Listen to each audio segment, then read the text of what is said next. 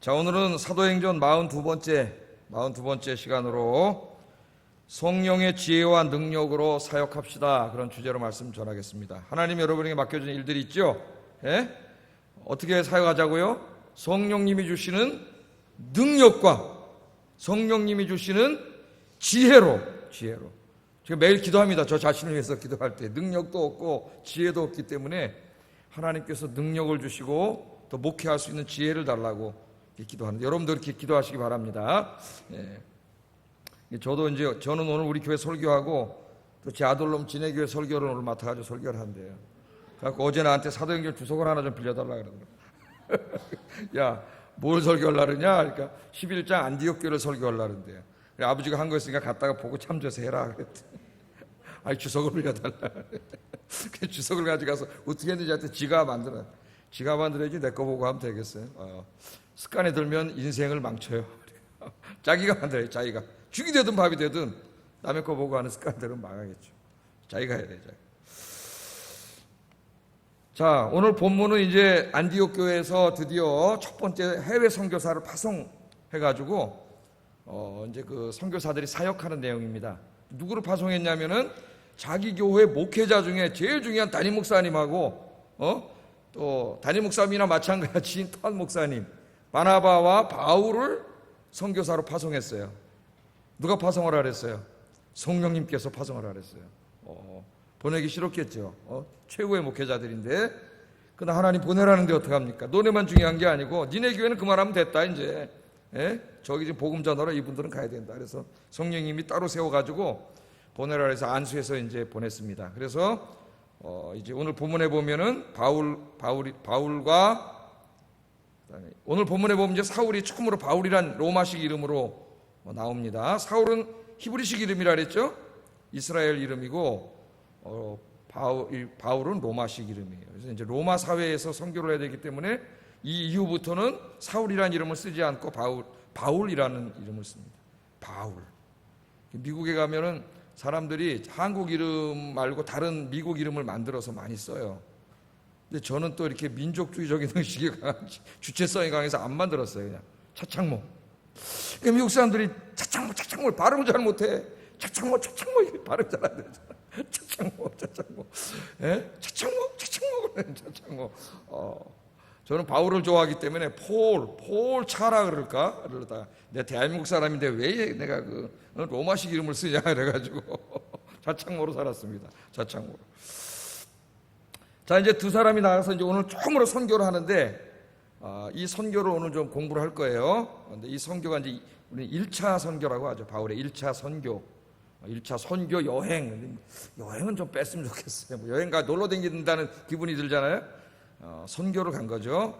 1차 선교를 갔습니다. 그래서 오늘 이제 이 선교, 두 사람이 선교하는 것을 우리가 좀 분석해 보면서 하나님의 일을 맡은 우리들이 어떻게 이 하나님의 일을 해야 되는가를 좀 배우려고 그래요. 오늘 보면은 두 사람이 사역을 하는데, 첫째는 하나님께서 자신들을 선교사로 부르셨다고 하는 강한 소명의식이 있습니다. 이 사람. 요새 교사 새벽기도 하면서도 제가 계속 뭘 강조해요? 여러분을 교사로 부르신 분은 하나님이십니다. 하나님이 부르셨다고 하는 이 소명의식이 중요하다 그랬어요. 이 두 사람은 이 확고한 소명의식을 갖고 있었고, 두 번째는 하나님의 일을 선교를 하는데 그냥 뭐 기도하고 그냥 은혜롭게 그냥 막 되는 대로 가서 부대쳐서 하는 게 아니라, 오늘 이렇게 잘 분석해 보면 굉장히 전략적입니다. 선교가 전략적이고 계획적이에요. 전략적이고 계획적으로 선교를 해요, 두 사람이.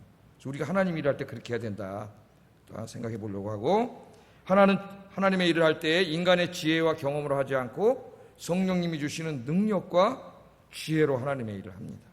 그래서 세 가지로 오늘 좀 살펴보려고 합니다. 자, 첫째, 바울과 바나바는 자신들을 선교사로 부르신 분이 하나님이라고 하는 강한 소명의식. 소명이 뭐예요? 하나님 불렀다는 거죠. God's calling. 하나님이 나를 그리로 부르신 거죠. 부르셨어요. 오늘 에스더 성가대는 하나님이 어떻게 부르신 거예요? 수요 예배에 에스더 성가대로 하라고 부르신 거예요. 하나님이 세우신 거예요. 하나님이. 그런 마음을 가지고 해야 돼요. 하나님이. 수요 예배에 우리 성가대가 찬양함으로써 얼마나 활기차고 은혜가 됩니까? 하나님 부르신 거예요. 자, 4절 한번 읽어보겠습니다. 4절 시작.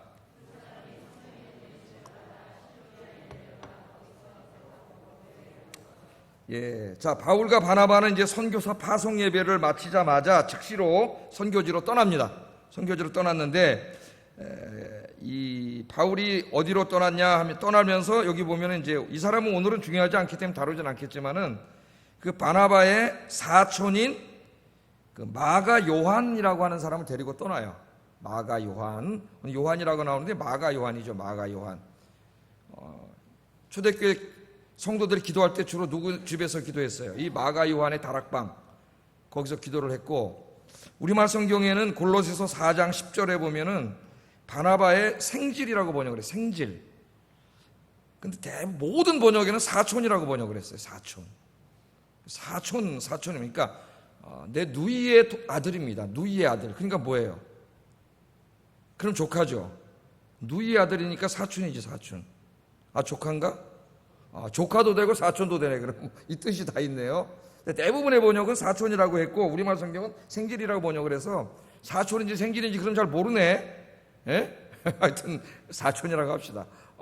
이 바울과 함께 선교를 떠났습니다. 이 사람이 이제 누구냐 하면 나중에 마가복음을 쓰는 사람이 되죠. 마가복음을 쓰는 사람이 되고 좀 있으면 바울과 바나바의 싸움의 단초가 되고 이 사람이. 예? 나중에 사도 바울이 이제 유언이 죽기 전에 마지막 로마 감옥에서 쓴 디모데 후서를 읽어보면은 마가를 다시 이렇게 데리고 오라 그래요. 마가를 나한테 데리고 오라 그래요. 디모데한테. 그걸 보면 마가가 맨 처음에 실패했지만은 나중에 이제 회개하고 더 열심히 사역했다는 것도 나오고 바울이 맨 처음에 용서하지 않았지만은 나중에 용서했다는 것도 더 나와요. 성경 공부하면 참 재밌습니다, 여러분. 또 마가 요한이 부각될 때에 한번 또 기회가 있으면은 그 사람에 대해서는 그때 설교를 하겠어요. 자, 지도를 한번 보겠습니다. 어디로 갔냐 하면 이제 이 사도 바울이 이 안디옥 교회가 파송했죠. 이 예루살렘 교회가 모교회인데 예루살렘 교회에서 파송하지 않고 안디옥 교회에서 파송했다. 그래서 하나님은 이 세계 선교를 하는데 예루살렘 교회를 사용하지 않고 안디옥 교회를 사용했다. 그러면서 제가 좀 그 얘기를 했죠. 여기는 헬라인들과 굉장히 그 다양한 사람들이 모이는 곳이었는데 굉장히 마음이 확 열린 좀 인터내셔널한 글로벌한 마인드를 가진 사람들이 모이는 곳이었기 때문에 유대인들처럼 자기 전통과 율법에 이게 딱 갇혀 있는 게 좀 이렇게 좁아요. 시야가 너무 좁은 사람은 하나님이 일을 하는데 한계가 있어요. 한계가. 그래서 좀 어떻게 돼요? 예? 이 복음의 진리에서 벗어나지 않는 한, 벗어나면 안 되겠죠? 진리에서 벗어나지 않는 한 좀 마음을 어떻게 돼요? 확 열어야 돼요. 그래서 여러분 기도하세요. 늘 하나님, 내 마음이 간장 종재기 많아지지 않게 해주시고 태평양처럼 넓어지게 해주시옵소서. 기도하시기 바랍니다. 여러분 이거 굉장히 중요해요. 교회 사회 가는데 마음이 너무 좁아. 다른 사람 받아들이지 못하고 다른 걸 받아들이지 못하고 마음이 확 넓어져. 마음이 기도하면 마음 넓게 해주세요. 안디옥 교회를 사용했는데 이 안디옥에서 출발해가지고 어디로 갔다 그랬어요? 실루기아. 예? 실루기아가 안디옥의 항구예요. 항구. 배 타고 가려고 이제 요 실루기아로 가가지고 배를 타고 이 섬이 구브로라고 하는 섬이에요. 구브로라고 하는 섬인데 이 섬으로 이제 제일 먼저 선교하러 이 섬을 먼저 갑니다. 이 섬을. 조금 더 이거 어느 나라예요? 이거는 지금이 어느 나라죠? 터키요. 요한계시록의 7교회인데 어디 있는 교회들이에요? 요 에베소 여기 있는 교회들이죠? 요한계시록이나 7교회는 다 요 근처에 있는 교회들이에요. 요 이제 터키고 요건 어느 나라예요 지금? 그리스죠. 그리스. 여기 알바니아 있고 뭐 여기 발칸반도에 아주 복잡하잖아요. 위에 올라가면 요건 어느 나라예요? 요건 이탈리아죠. 이탈리아. 여러분이 그래도 한번 유럽에 가면 꼭 가보고 싶은 나라? 이탈리, 나폴리니, 뭐 로마니, 이탈리아. 이탈리아 요 장화같이 생겼잖아요. 그죠? 장화같이 생겼는데 요 섬을 발로 장화로 뻥 차면 여기 날아가서 떨어지는 데 어디냐면은 한니발의 나라 칼타코예요. 칼타코. 하여튼 그러가면 또 오늘 저 삼천포로 설교가 갈 수가 있습니다. 여러분 머릿속에 좀 더 확대된 이 부분은 좀 확대한 지도를 보겠습니다. 확대한 지도. 확대한 지도를 보면은 이 안디옥에서 배 타고 이제 구브로 섬에 가서 이제 사역을 하게 되는데 자, 어디로? 실루기아로 내려갔다. 그래 놓고 이제 구브로로 갔다. 그렇게 말을 합니다. 바울이 선교할 당시에 이 구브로라고 하는 이 섬은 굉장히 큰 섬이에요. 가보신 분 있으세요, 혹시? 여기 여행 가가지고 한번 가보신 분? 가보신 분 없으시죠? 저도 못 가봤습니다. 하여튼. 자, 이 구브로는 이 당시에 로마 원로원이 직접 통치하는 원로원의 영토입니다. 그러니까 당시 로마 제국은 항상 권력이 황제에게 있거나 로마 원로원에게 있거나, 황제가 세냐 원로원이 세냐, 이 싸움이 항상 있었죠. 그래서 이 시저가 독재를 하려고 그러니까 원로원에서 암살해버렸잖아요. 시저를, 훌륭한 지도자를 암살해버리지 않았습니까? 이게 항상 싸웠어요. 우리나라도 항상 뭐예요? 권력을 왕이 잡느냐 신하들이 잡느냐, 그거죠. 신하들이 잡느냐. 그래서 우리 조선도 건국할 때 정도전이라는 사람이 권력은 왕이 가지면 안 된다, 왕도 한 사람의 4대부일 뿐이다, 권력은 우리 4대부가 가져야 된다, 이래가지고 조선을 개혁하려고 하니까 강력한 왕권을 꿈꾸고 있던 이방원 태종이 가만히 놔둘 리가 없죠. 이놈 자식 까부네. 그래 다 죽여버렸지. 권력은 왕이 가지고 있어야지, 어디 신하들이 권력을 가져. 이 조선시대도 항상 이거죠. 왕이 세냐 신하가 세냐 이거였습니다. 자, 여기는 그래서 이 원로원, 그러니까 로마는 이 방대한 제국을 운영할 때에 원로원의 권력도 있었기 때문에 원로원에 소속된 땅들이 있었어요. 원로원에서 직접, 황제가 하지 않아. 이거는 원로원에서 직접 해요. 황제가 직접 하는 영도 있고 원로원이 직접 하는 것도 있고, 또 이스라엘처럼 그 자체의 왕을 둬가지고 자체 운영하게 하는 것도 있어요. 다양하게 이렇게 운영을 했는데 로마가, 여기는 원로원 영지입니다. 원로원 영지니까 원로원에서 파송한 로마의 총독이 다스리고 있는 것이에요. 로마의 총독. 그래서 오늘 그 총독이 나오죠? 이름이 바울하고 똑같습니다. 서기오 바울이라고 하는 로마 총독이 여기를 7절에 나오죠. 7절에 여기를 다스리고 있었어요. 자, 이 섬은 하여튼 대략 여러분 뭐 이렇게 안 오겠지만은 넓이가 한 길이와 넓이가 96km 곱하기 223km니까 섬으로서는 굉장히 큰 섬이죠. 어마어마하게 큰 섬입니다, 이 섬이. 자, 이 누가는 바울과 바나바가 선교를 떠난 이야기를 할 때 한 가지를 강조하고 있는데, 이 두 사람을 누가 보냈다 그래요? 성령의 보내심을 받아 선교를 떠났다는 것을 강조하고 있습니다. 성령의 보내심을 받아. 파송은 안디옥 교회가 했는데, 성도들이 와서 안수하고 기도해주고 파송을 했는데 뭘 강조하냐면 성령이 두 사람을 보냈다, 성령의 보내심을 받았다, 그것을 강조하고 있습니다. 이 모든 선교의 일, 하나님의 일을 하는 분이 지금 누구 하시는 거예요? 이걸 다 하나님의 일은 누가 하세요? 하나님께서 하세요. 하나님께서. 우리는 하나님이 쓰시는 도구일 뿐이에요. 그러니까 하나님의 일을 할 때 도구가 내 주장을 내세우면 안 되겠죠. 내 뜻을 내세우면 안 되겠죠. 항상 누구의 뜻을 찾아야 돼요? 하나님의 뜻을 찾아야 돼요. 그 하나님의 뜻을 찾는 게 뭐예요? 기도하는 거죠. 기도하는 거예요. 그래서 우리는 목사도 마찬가지고 여러분도 마찬가지고 내 생각, 내 주장, 내 뜻, 이런 거 다 십자가 밑에 집어 던져놔야 돼요. 항상 우리는 누구의 뜻을 찾아야 돼요? 하나님의 뜻을 찾아야 돼요. 하나님의 뜻. 자, 이 바울과 바나바는 떠나면서 자기들을 지금 가게 하시는 분이 하나님이라고 하는 이런 강력한 소명의식에 사로잡혀 있었어요. 이것이 하나님의 일을 하는 사람에게 제일 중요합니다. 특별히 바울 서신을 우리가 쭉 읽어보면은 사도 바울은 항상 자기가 이 사도직을 감당할 때에 이 사실을 강조하고 있어요. 강조. 갈라디아서 1장 15절 16절 다 읽어보겠습니다. 시작.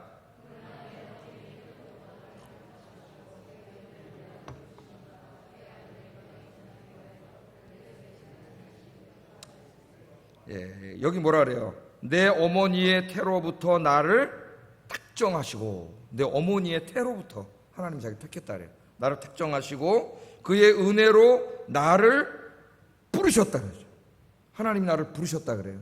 그 부르심이 바로 하나님의 은혜. 그러니까 여러분을 이 지금 감당하고 있는 이 사역으로 부르신 분이 하나님이신데 나에게 그 일을 맡겼다는 그 자체가 하나님의 은혜라는 거예요. 그게 하나님이 나를 충성스럽게 여겨서 맡기신 거예요. 그런데 그를 내 속에 나타나시기를 기뻐하셨을 때, 그러니까 바울은 지금 철저히 어디에 사로잡혀 있어요?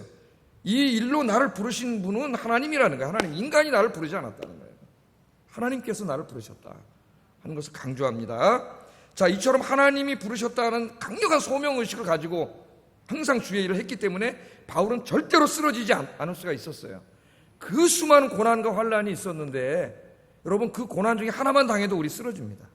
40에 하나 감한매를 5번 맞았는데 한 번만 맞아도 우리 복음 안 전하고 도망가 버릴 거예요. 예? 도망가 버릴 거예요. 5번이나 맞고 그 다음에 쫙 당한 고난이 있잖아요.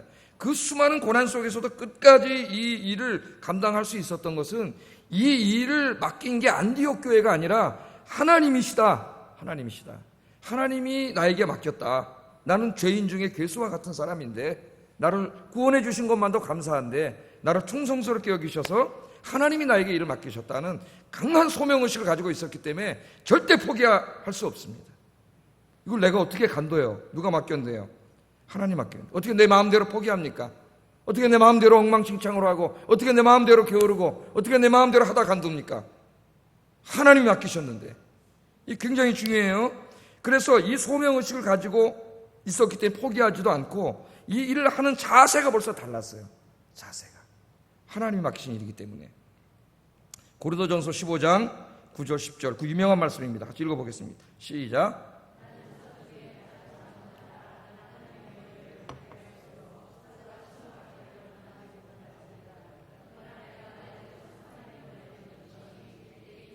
그의 은혜가 헛되지 아니하여 내가 모든 사도보다 더 많이 수고하였으나 내가 한 것이 아니요 나와 함께 하신 하나님의 은혜로라.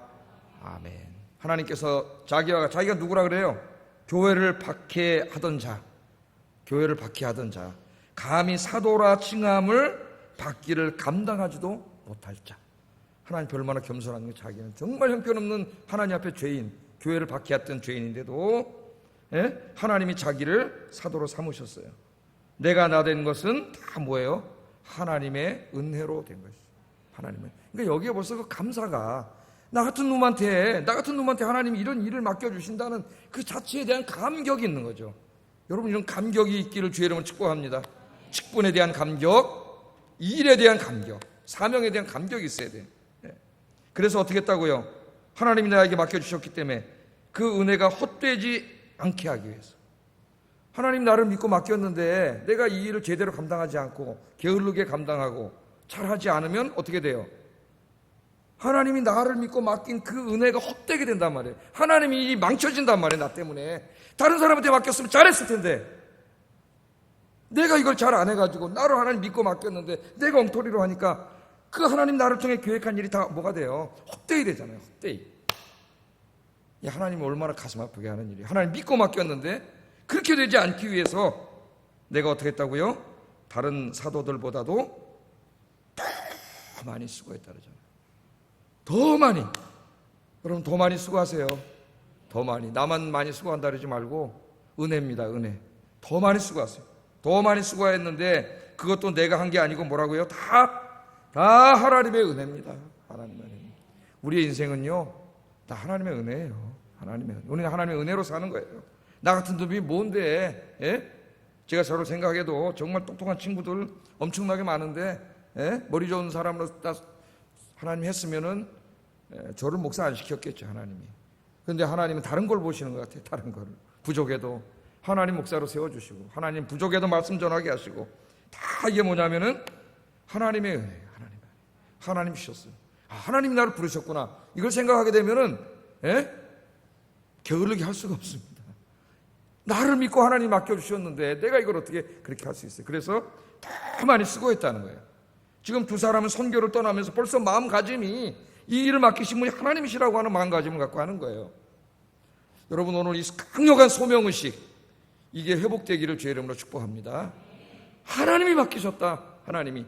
나 같은 내가 바울은 교회를 핍박한 자고 내가 이렇게 죄짓고 살던 난데 하나님이 나 같은 자에게 이 귀한 일을 맡기셨다고 하는 나를 부르셨다고 하는 강력한 소명의식을 가지고 다른 사람보다 더 많이 수고하고 헌신하시는 여러분 되기를 주의 이름으로 축복합니다.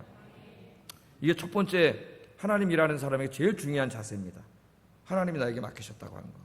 두 번째는 바울과 바나바는 선교를 할 때 성령의 인도하심을 따라 했지만 성령이 인도하시니까 나는 아무것도 안 하고 그냥 가만히 간다가 아니라 어떻게 했어요? 철저한 전략과 계획 속에서 움직였다는 겁니다. 철저한 전략과 계획 속에서 우리는 때로 성령의 인도하심과 인간의 준비와 계획을 대립되는 것으로 생각할 때가 있어요. 성령 충만하고 막 성령의 역사가 있고 그러면 무슨 계획하고 준비할 필요가 뭐가 있냐. 성령의 역사로 하는데 이런 무식한 말을 하는 사람이 있어요. 이 잘못된 생각입니다. 성령께서는 우리들에게 하나님의 일을 할 때 뭘 주세요? 지혜를 주세요. 지혜. 성령이 막 하나님의 영인데 무지몽매한 영이 아니에요. 무슨 귀신이 아니에요, 여러분. 지혜의 영이세요, 지혜의 영. 성령이 지혜를 주셔서 우리의 사역이 열매를 맺을 수 있도록 전략과 계획을 세우게 하십니다. 성령이. 그래서 다윗을 읽으면 여러분 전쟁하러 나갈 때 하나님이 심지어는 뭐까지 가르쳐 주세요? 어디다가 매복하러 가는 것까지 가르쳐 줘요. 매복. 왜? 매복은 작은 병력으로 몇 배의 병력을 순식간에 이길 수 있는 굉장히 지혜로운 전략이에요. 그런 것들을 다 하나님이 가르쳐주고 어떨 때는 성에 가서 싹 꼬셔가지고 끌어내가지고 매복해 있다가 치료하는 것도 가르쳐주고 깜짝깜짝 놀랄 지혜를 이 전략적인 그런 지혜를 하나님께서 다 주세요. 그러니까 기도를 많이 해서 성령 충만한 사람은 그냥 막 무식하게 그냥 중구난방으로 일하는 사람이 아니에요. 그 사람 100% 성령의 인도함을 받는 사람이 아니에요. 성령의 인도함을 받는 사람은 성령께서 지혜를 주시기 때문에 일을 굉장히 지혜롭게 합니다. 하나님의 일을 전략적으로 계획적으로 잘 준비해서 해요. 자, 오늘 4절 5절 우리 저기 한번 화면 다시 읽겠습니다. 시작.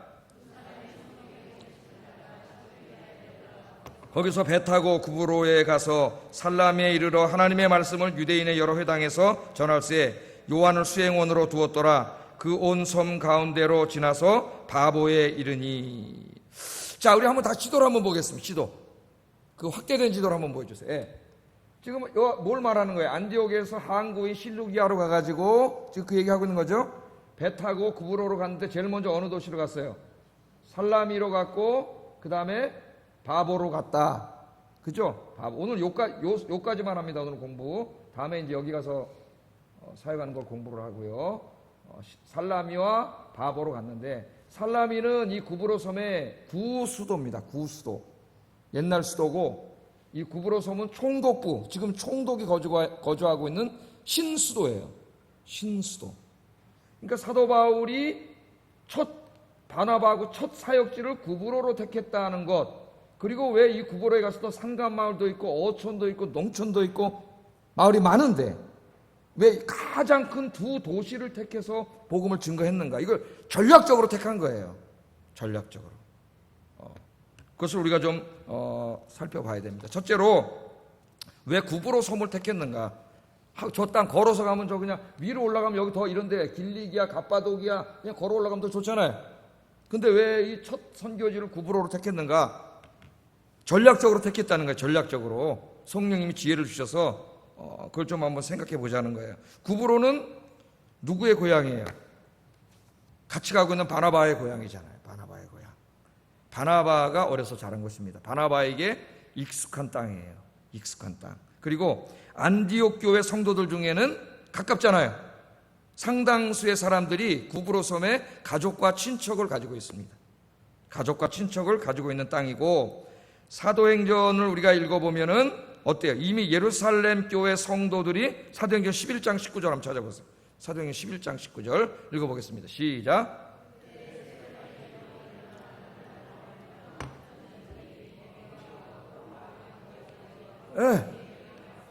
다시 지도 펴보세요. 다시 지도 펴보세요. 여기서 전도하러 가서 어떤 사람은 안디옥으로 갔고 어떤 사람은 여기서 다시 구브로까지 가서 전도를 했어요. 그러니까 이게 성경을 보면은 이게 어떤 좀 정적인 사람이 있고 굉장히 동적인 사람들이 있어요. 정적인 사람은 예수 믿고 그냥 어떻게 합니까? 주로 자기 혼자 묵상하고 경건 생활하고 좀 이런 데 좀 안 좋아하는 쪽의 사람이고 동적인 사람 벌써 어떻게 합니까? 안디옥까지 올라가고 이것도 아니고 배 타고 이 구브로 섬까지 가고 근데 역사는 동적인 사람들에 의해서 이루어지는 거예요. 움직이는 사람들에 의해서. 소수가 같지만 역사는 소수의 인텔리겐차들에 의해서 움직인다. 아놀드 토인비가 이야기했죠. 다수의 민중의 역사를 움직이는 게 아니라 소수의 엘리트들이 역사를 이끌고 간다는 거예요. 인텔리겐차들이. 여러분 아용교회 역사의 주인공이 되시기 바랍니다. 주인공이 저기 가서 복음을 전했다니까 이미 예루살렘 교회 성도를 몇 명이 가서 전했겠지만 저 넓은 섬을 다 뭐 얘기하지는 않았겠지만 이미 복음을 가서 전한 경험이 있는 땅이에요. 있는 땅. 자, 이 두 바울과 바나바가 맨 처음에 생각했겠죠. 하나님이 이제 해외 선교사로 임명했 어디로 갈까? 그 생각하겠죠. 선교사들이 할 때 생각하잖아. 어디로 갈까? 예? 어디로 갈까? 생각을 하잖아. 제 후배 하나 김규식 선교사는 여기 와서 설교했잖아요. 키 큰 친구. 예? 아프리카 가서 뼈를 묻겠다 그랬는데 학교 다닐 때는 총신에 다닐 때는 제가 보니까 이 키도 1m 80몇 되는 큰 놈이 잘생긴 놈이 하나 있어가지고 야 규식아 너는 신학교 왜 왔냐? 형님 저는 아프리카 가서 뼈를 묻으려고 왔습니다. 굉장히 충격을 받았어요. 이렇게 믿음이 좋은 놈이 다 있나? 아프리카 가서. 근데 하나님이 아프리카로 안 보내고 인도네시아로 보내가지고 지금 인도네시아 사역을 엄청나게 잘하고 있어요. 친구가. 그것도 충정교회에서 거기 교회가 부흥해가지고 학교도 막 크게 짓고 막 거기 지금 뭐 사역이 엄청 잘 되고 있습니다. 거기 가서 이렇게 사역질 했죠. 이 두 사람도 생각을 했겠죠. 어떤 사람은 중국으로 가려고 그러고 어떤 사람은 저 무슬림들이 사는 곳으로 가려고 그러고 아프리카로 가려고 하고 그러잖아요. 가서 선교를 하려고 그래. 어떤 사람 또 너무 편한 데로만 대도시로만 가려고 그래. 하여튼 뜻이 있는지 모르지만은 모르겠어요. 저는 하여튼. 자, 이 어디로 갈까를 생각하는데 이 섬을 택했다는 거죠. 기도하니까 하나님께서 저 섬으로 가라. 성령이 지혜를 주신 거예요. 그렇게 전략을 짜도록. 왜냐하면은 지금 이 선교가 첫 번째 선교입니다. 첫 번째 선교. 경험이 없어요, 두 사람 다. 한 지역에서 선교를 가르치던 목회자입니다. 제가 목회자잖아요. 나보고 선교하라 그러면 난 선교의 경험이 없잖아요, 지금. 예? 선교사가 또 하는 일하고 목회자가 하는 일이 달라요. 선교사가 나가는 훈련을 받아야지. 제가 목회하다 갑자기 나가가지고 선교사 하기는 어렵다고 봐요. 그래서 이제 이 두 사람이 어디로 가, 첫 번째 선교를 어디로 가냐 다 따져보니까 일단 바나바가 태어나서 자란 익숙한 땅이고 또 안디옥 교회 아는 사람들이 많이 누구도 있고 다 추론해 보면 그런 사람들이 있는 땅이고 또 예루살렘 교회 성도들이 와서 한번 복음을 전했던 그런 곳. 그건 익숙한 땅을 선교지로 택했습니다. 왜냐하면 그것이 경험이 없는 자기들이 처음으로 사역하기에 적합한 땅이에요. 그러니까 막 무리하게 막 하는 게 아니고 다 성령께서 어떻게 하시는 기도하면은 이렇게 다 지혜를 주시는 거예요. 지혜를. 이렇게 전략적으로 이렇게 하는 거예요. 하나님의 일은 그렇게 하는 거예요. 하나님의 일을. 또한 구브로 섬에서 사역을 할 때에 주 선교지를 제가 아까 말했지만 농촌이나 어촌이나 산골 마을로 가지 않고 살람이나 바보라고 하는 큰 도시를 택했습니다. 도시를. 특별히 살라미에는 유대인들이 상당히 많이 살고 있었는데 유대인 회당들이 많아요. 여기에는. 그래서 특별히 유대인 회당을 복음 증거의 장소로 삼았다고 성경은 그렇게 얘기하고 있습니다. 자, 여기에 유대인 회당이 있었고 이 대도시를 선택했어요. 왜 그랬을까요? 이것도 철저히 전략적입니다. 전략적.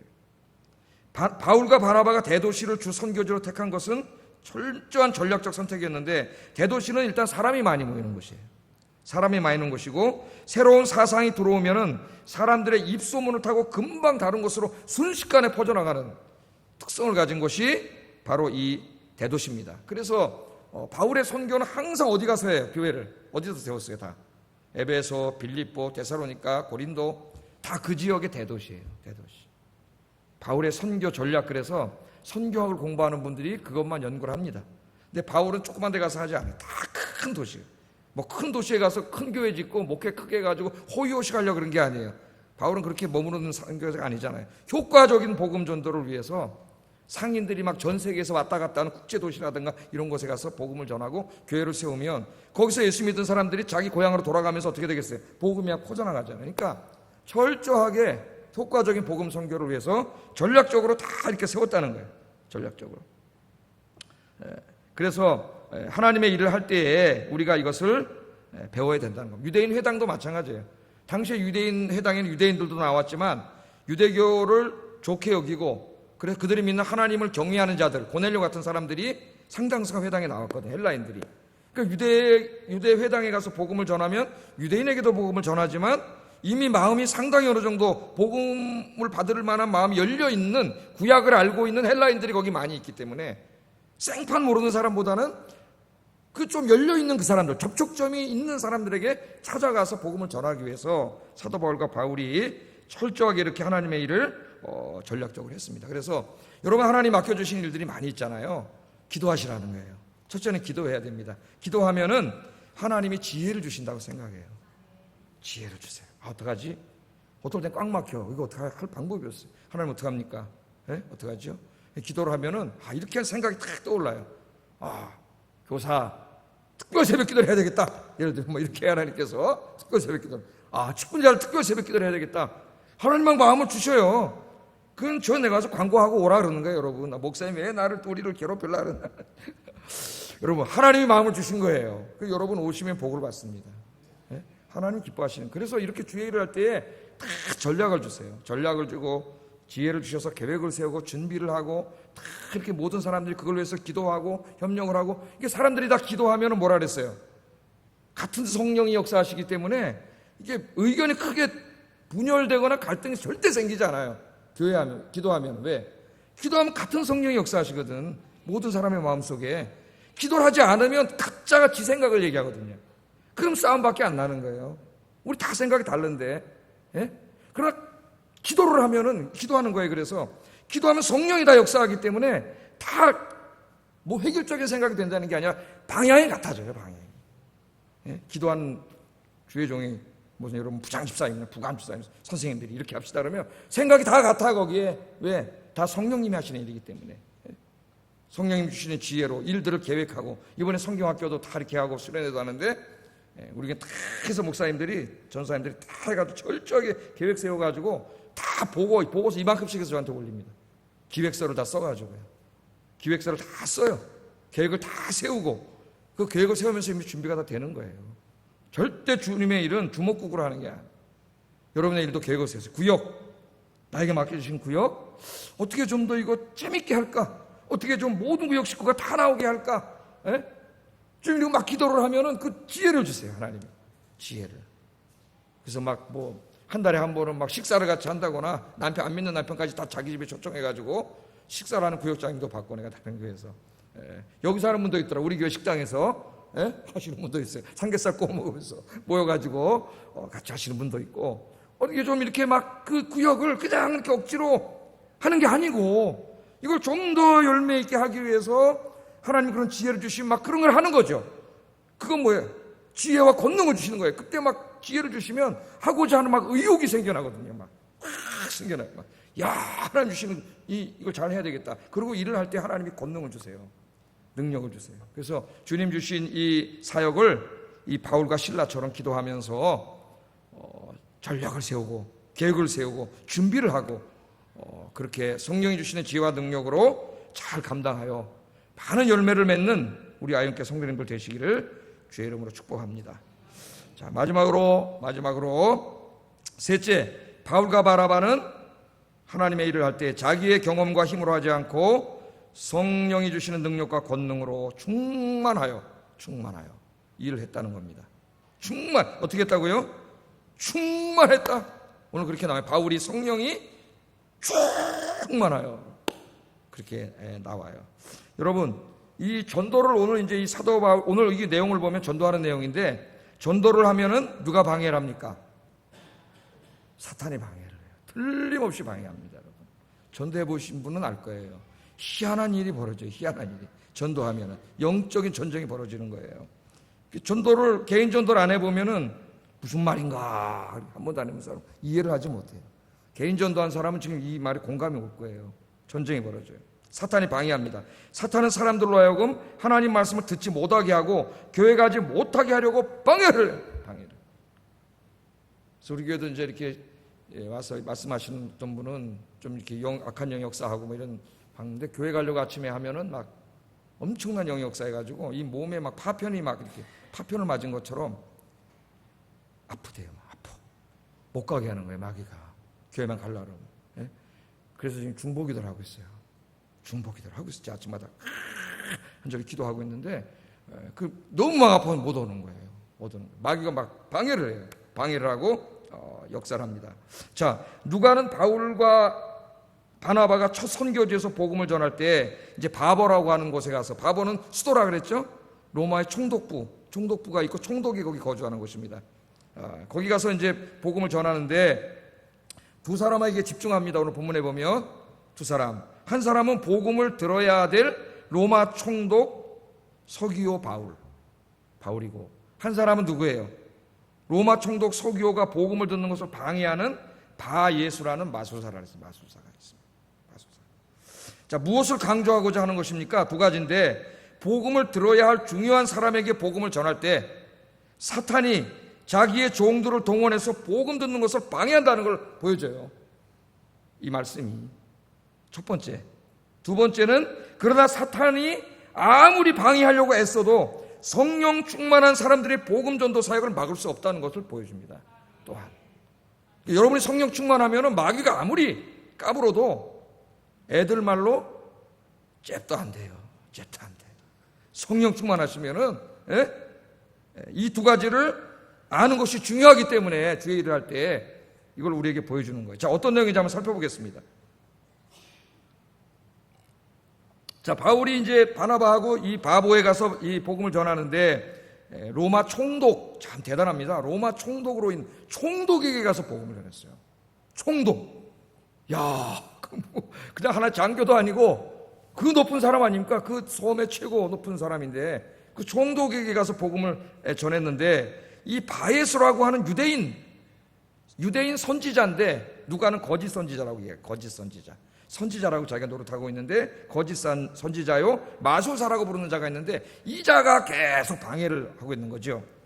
6절에서 8절 한번 읽어보겠습니다. 6절 8절 시작.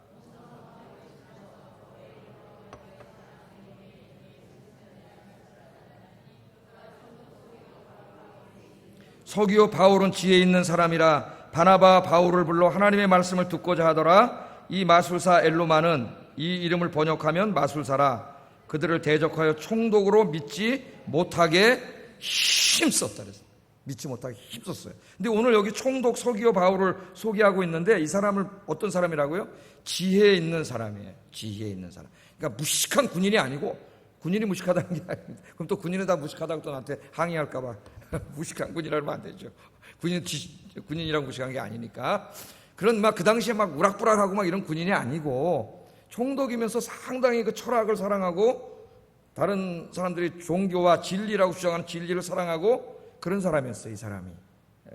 그러니까 누구를 자기 곁에 고문으로 뒀냐면은, 유대인이면서 선지자라고 자기를 주장하는 바예수라고 하는 사람을 아마 고문으로 두고, 구약 성경이 뭘 가르치는지, 자기가 통치하는 유대인들이 많으니까 그들이 종교가 뭘 말하는지를 아마 바예수한테 들었던 것 같아요. 그런데 누가가 뭐라 그래요? 이 진짜 선지자가 아니라 이 자는 거짓 선지자요 마술사예요. 나중에 바울은 마귀의 자식이라 그래요. 마귀의 자식. 가짜백이에요. 가짜백. 얘가 이 서기오 바울 로마 총독 밑에 붙어가지고 거짓말로 이제 거짓 선지자로 가르쳐 놓은 거죠. 이 총독. 그러니까 총독은 그걸 듣고 그게 진리인 줄 알고 자기 곁에 뒀어요. 총독이 고문으로 뒀으니까 이 돈도 많이 받았을 테고 권력도 셌을 테고, 그죠? 편안하게 살았겠죠. 그 밑에 붙어가지고. 근데 어느 날 바울과 바나바가 와가지고, 바울과 바나바는 하나님의 자식이죠. 이건 마귀의 자식이에요. 하나님의 자식들이 와가지고 주 예수 그리스도에 대해서 복음을 증거한단 말이에요. 그랬더니 오늘 성경에 보면 이 서기오 바울이 어떻게 했다고 그랬어요? 그 말을 듣고자 했다 그랬어요. 관심이 생겼습니다. 예수라는 분이 메시아고 하나님의 아들인데 구원자입니다. 그분이 죽었다 부활하셨습니다. 그분을 믿어 구원받습니다. 이렇게 하니까 이 사람이 관심을 가졌어요. 그 종교에 대해서. 관심을 갖고 이 복음을 듣고자 했는데, 듣고자 하니까 누가 지금 갑자기 비상이 걸렸어요. 이 바예수는 바르 예수의 아들이란 말이에요. 예수의 아들. 구약으로 했을 테니까, 구약으로 하면은 조시아, 여호수아의 아들, 그런 말이에요. 여호수아가 예수란 말이니까 여호수아의 아들, 예수의 아들이란 자예요. 그런데 이 사람의 헬라식 이름은 엘로마예요. 엘로마는 마술사예요. 이 사람이 붙어가지고 이 바울과 바나바가 얘기하는 건 다 거짓말이다, 저거 진짜가 아니다, 이걸 방해하는데, 못 듣게 방해하는데, 그냥 한두 번 말하는 게 아니라 힘써 막았다. 힘써. 여러분 잊지 마세요. 마귀가 발광을 합니다. 이 총독이 예수 믿으면 어떻게 되겠어요, 지금 이 지역이. 그러니까 이 마귀가 이 바예수를 통해서 발광을 하는 거예요. 복음을 못 듣도록. 그런데 이 바예수는 누구예요? 총독의 측근이에요. 측근. 총독이 이제까지 제일 신뢰하던 유대인이에요. 이 사람이 지금 방해를 하기 때문에 상당히 위기라고 할 수가 있어요. 위기라고. 이때 바울이 어떻게 하느냐? 바울이 지금 총독이 있습니다. 바에수가 있어요. 바울과 바나바가 얘기하려는데 얘가 막 거짓말이라고 이단자들이랑 몰아붙이는 거예요. 그때 바울이 어떻게 합니까? 바울과 바나바가 실망하지 않고 복음 전하는 거 포기하지 않고 어떻게 해요? 강력하게 대처합니다. 강력하게. 그래서 이 성령 충만한 사람은 영적인 능력이 있어야 돼요. 약한 마귀를 제압할 수 있는 영적인 능력이 있어야 돼요. 강력하게 대처하는데 그 내용이 9절 11절 같이 한번 읽어보겠습니다. 시작. 모든 거짓과 악행이 가득한 자요 마귀의 자식이요 모든 이의 원수요 주의 바른 길을 굽게 하기를 그치지 아니하겠느냐?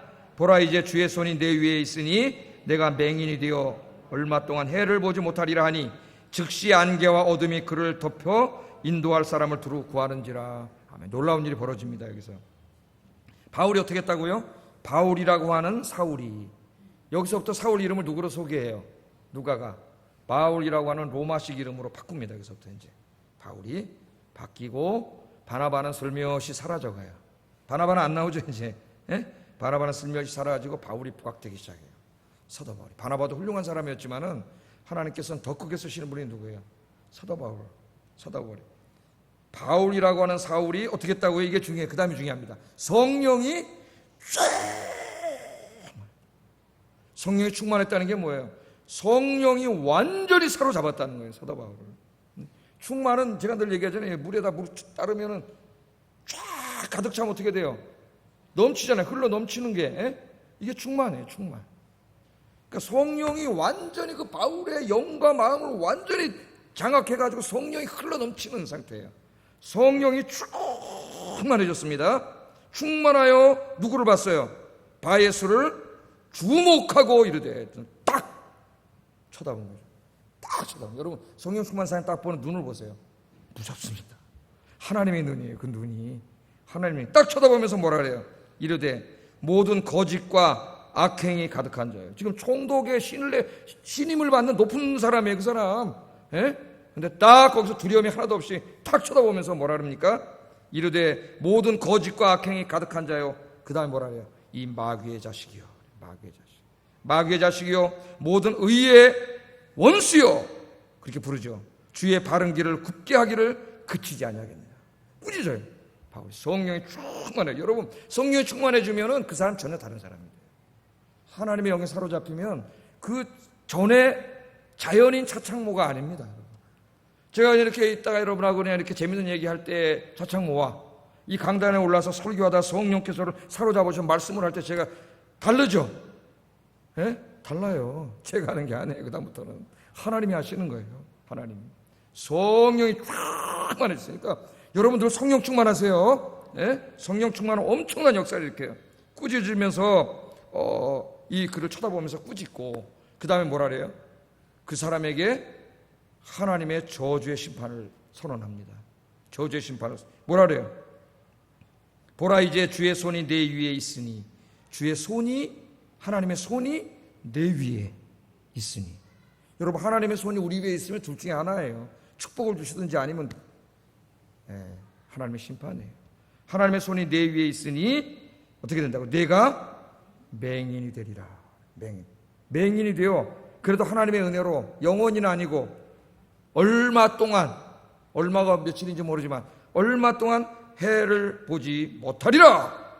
야 어떻게 이렇게 선언할 수가 있을까? 그 높은 자 앞에서 탁 선언했더니 어떻게 돼요? 즉시 안개와 어둠이 그를 덮어 인도할 사람을 두루 구한. 앞에 한번 갈 수가 없어요. 갑자기 누가 나를 인도해 주면 갈 수가 없는 그런 상태가 됐다고 성경은 이야기합니다. 바울이 성령 충만했을 때 바울을 통해 놀라운 역사가 일어났어요. 하나님의 심판을 선언했는데 그대로 이루어졌습니다. 그대로.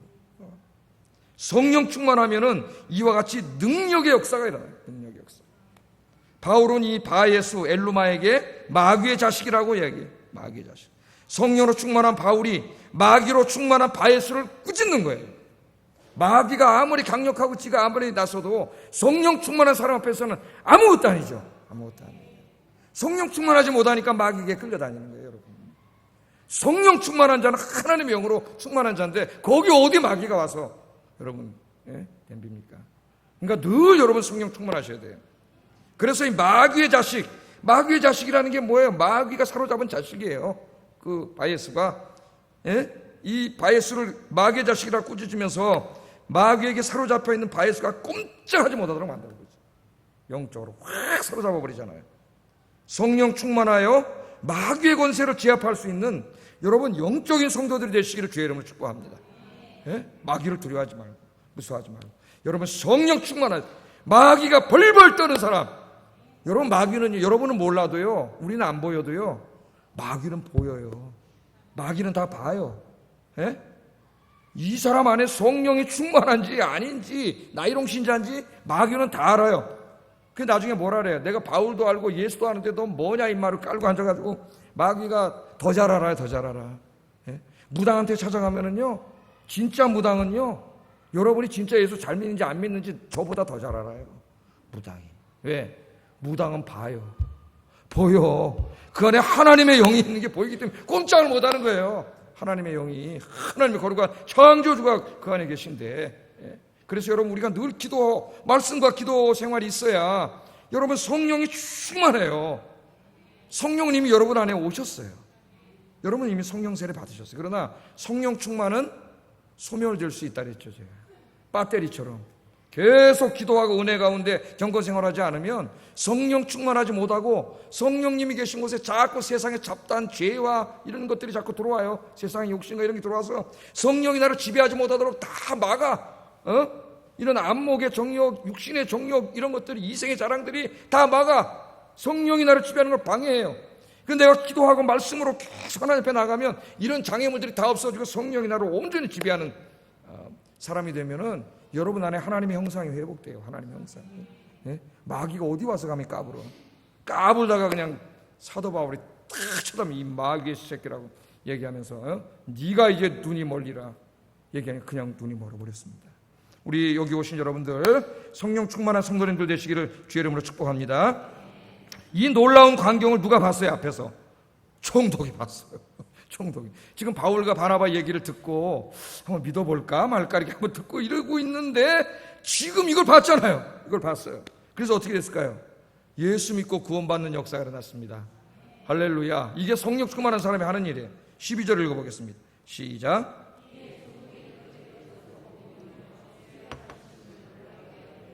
예, 아멘. 이에 총독이 그렇게 된 것을 보고 믿으며 주의 가르치심을 놀랍게 여기니라. 놀랍게 여기니라. 그렇게 얘기합니다. 자, 이 광경을 보고 서기오가 이 서기오 바울 총독이 예수를 믿게 됐고 하나님의 말씀을 배우게 됐다고 그렇게 얘기합니다. 방해꾼이, 복음의 방해꾼이, 여러분 이 총독이 복음을 듣지 못하도록 하는 그 방해꾼 때문에 방해꾼이 결국은 어떤 역할을 하게 돼요? 이 총독이 복음을 듣고 예수를 믿게 되는 도구가 되어버렸어요. 도구가. 이게 하나님이 하시는 일이에요. 놀라운 하나님의 일입니다. 어떤 주석가들은 로마 총독이 회심하고 예수님을 믿게 됐다는 말씀에 고개를 갸우뚱하면서 로마 총독이 회심하고 그리스도인이 됐다는 것을 안 믿으려고 그래요. 어떻게 로마 총독이 가서 예수님 믿었겠느냐. 그럼 이거는 뭐 로마 총독이 예수님을 믿었다는 얘기가 아니라는 이상한 자꾸 해석을 하려고 하는 한심한 주석가들이 있습니다. 한심한 주석가들이. 공부를 했는지 모르지만은 하나님의 능력을 전혀 믿지 않는 자들. 서양에 그런 신학자들이 많아요. 여러분. 한심한 자들이에요. 하나님께서 역사하시면 총독이 아니라 로마 황제도 회개하고 돌아오는 역사가 일어나요.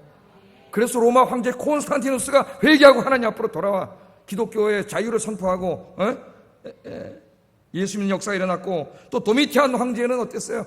독실한 그리스도인이 돼가지고 도미티안 황제는 기독교를 로마의 국교로 인정해버렸어요. 국교로 선언했습니다.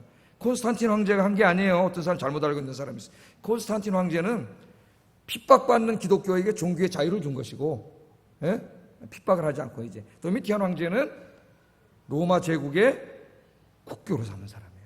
정말 독실한. 그 도미티안 황제 얘기는 여러분 잘 알고 있잖아요. 데살로니가에서 반란이 일어나가지고 이 군대를 몰고 가서 그걸 진압을 했는데 유혈 진압을 했어요. 이 황제가, 도미티안이 이 황제가 이 유혈 진압을 했어요. 그래가지고 이제 그 예배를 드리려고 주례를 가는데 거기에 데살로니가의 주교가 암브로스라고 하는 유명한 주교가 있었습니다. 그 황제가 딱 예배를 드리러 들어오는데 암브로스가 나와서 못 들어오게 합니다. 들어올 수 없습니다. 당신은 피를 흘렸기 때문에 예배 들어올 수 없어요. 회개하지 않으면 들어올 수 없습니다.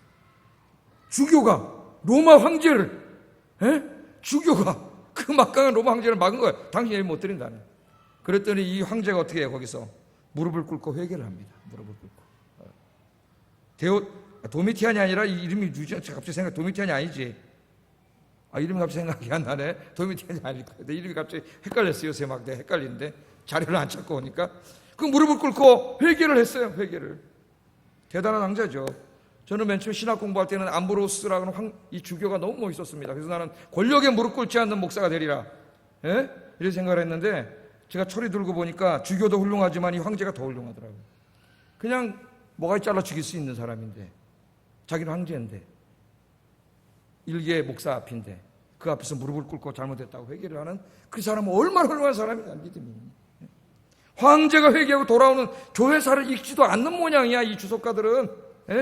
하나님이 역사하시는데 그깟 무슨 총독이 문제예요. 하나님이 역사하시면 변화되지 않을 사람이 어디 있습니까, 여러분? 하나님이 역사하면은 하나님께서 변화시키지 못할 사람이 있어요, 없어요? 없어요. 살인자도 변화되고 17명 사람 때려 죽인 김대두도 여러분 회개하고 돌아와 예수 믿고 죽었어요. 무슨 그따구 주석을 써? 성령이 역사하시면은 엄청난 역사가 일어나는 줄로 믿습니다. 제가 그 옛날에 다른 교회에서 이 신앙생활할 때 저희 그 부서에 선생님이 계셨어요. 선생님 한 분 계신데 아침마다 이제 와서 열심히 봉사를 하시는 분, 저는 잘 몰랐는데 그 선생님이 사는 옆집에 저희 교회 부목사님 한 분이 같이 살았어요. 근데 나한테 어느 날 와서 얘기를 하더라고요. 아유, 차 목사님, 저 선생님 아침에 올 때마다 주일마다 집안이 시끄러워진대, 분란이라. 아버지가 교회 못 가게 계속 아들을 막 하는 거예요. 왜 교회가 아니야? 못 가게 막 싸우고 맨날 싸움이 일어난대요. 근데도 꿋꿋하게 이분이 교회 와서 계속 중등부 교사를 하면서 봉사를 했습니다. 봉사를 하고 그렇게 해서 기도해주고 있었는데 어느 날 이 아버지가 위암에 걸려버렸어요. 위암에 걸렸어요. 그래서 요 백병원 울주로 백병원에 입원을 했어요. 근데 그 백병원 옆에 무슨 교회가 있어요? 영락교회가 있죠.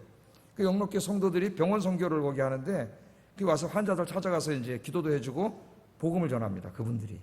그래서 저도 이제 그 신방을 가려고 이제 해서 신방을 갔는데 제 신방을 가니까 벌써 하루 전날 그 영락교회 성도들이 와가지고 전도를 해가지고 예수님을 영접했어요. 이분이. 하나님의 역사는 놀랍더라고요. 예수님을 영접했어요. 그 제가 가니까 이미 예수님 믿고 그래서 영접 기도도 하고 기도를 해드렸는데, 그리고 이제 수술을 하고 이분이 수술이 잘 돼서 집으로 돌아와서 제가 섬기던 홍성교회 그 교인으로 나왔어요. 그러니까 주일마다 아들 교회 가지 말라고 싸우고 이랬는데, 하나님께서 그를 그렇게 암으로 수술하게 돌아오게 예수 믿게 했습니다, 여러분. 할렐루야. 여러분, 전도 대상자를 놓고 우리가 기도합니다. 우리가 전도하려고 하는데 이 말씀을 꼭 기억하셔야 돼요. 우리가 전도하면 사탄이 방해한다. 복음을 듣지 못하게 방해하고 교회에 가지 못하도록 방해한다는 거예요. 방해하는 것이 전도 대상자의 남편일 수도 있고 아내일 수도 있고 부모님일 수도 있고 시부모님일 수도 있습니다. 그 사람은 사탄의 도구입니다. 사탄은 우리가 전도하려고 할 때 그 사람에게 가장 영향력을 미칠 수 있는 사람을 통해 방해해요.